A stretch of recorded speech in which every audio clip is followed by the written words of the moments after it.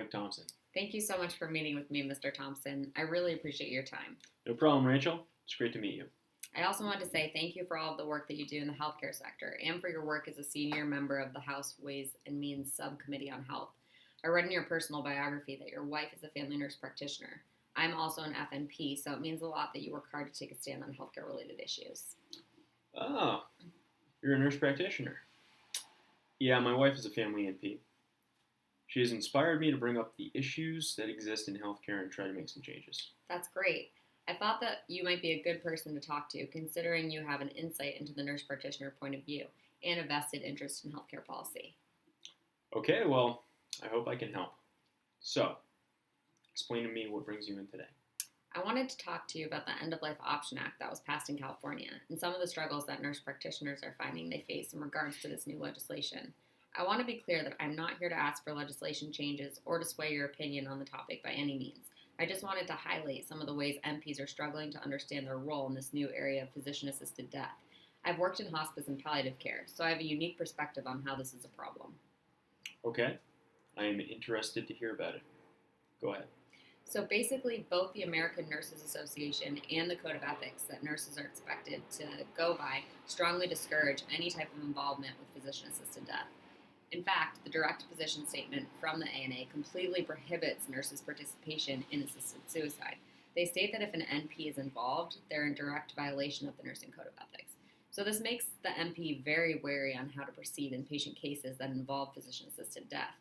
Now that this practice is legal in California, NPs are finding that they are pressured sometimes by their supervising physician to support the practice, but they're not sure what role they can have when their Code of Ethics warns against this. It's certainly an ethical gray area for the NP, considering the strong stance of the ANA. Okay, that makes sense so far. Do you have any other information about the problem? Yes, NPs in hospice and palliative care specialties specifically are finding that many of their patients have questions about physician-assisted death, but the NP is not really educated on how to deal with this. They're scared to answer questions or to be involved because of the ANA statements. However, the Hospice and Palliative Care Nursing Association has the exact opposite stance and actually encourages the NP to not abandon patients who request physician-assisted death. They say that the NP actually has a duty to make sure they follow the Nursing Code of Ethics, which promotes non-abandonment. In fact, if the NP is uncomfortable with being involved in a patient case with physician-assisted death, they actually have to go through a specific process to terminate the patient relationship. This is in order to avoid being penalized under laws regarding patient abandonment. Okay, I think I can follow that. So basically, you're saying that one nursing association that you're under says you can't be involved in any way with physician-assisted death. But the other nursing association is saying that you can't abandon your patient and have to stay involved. Exactly, Mr. Thompson. It's becoming a real issue for many nurse practitioners. Several colleagues and I recently established a committee called Helping Hands. Our goal is to help NPs who have questions or issues that involve physician-assisted death. We've been reaching out to different clinics and facilities throughout California to offer support and education to the NPs dealing with this dilemma. We have come across a lot of practitioners who are struggling to help. Our committee aims to offer legal advice to the NP who is unsure of how to proceed. We also offer education about the laws surrounding the End-of-Life Option Act so that the NP can be more empowered to understand the process. We also aim to help them figure out their role and know their rights. Furthermore, we provide counseling for the NP if they're struggling to cope with the situation involving this practice on an ethical or a personal moral level. Okay, it sounds like NPs have a lack of direction or support in this matter, and Helping Hands is a committee that you have established to try to change that? Yes, exactly. We want to provide support. We have been able to help several NPs so far when they felt they had nowhere else to turn. For example, our committee came into contact with one NP named John. John is a 45-year-old man who's been working for his hospice agency for almost 10 years.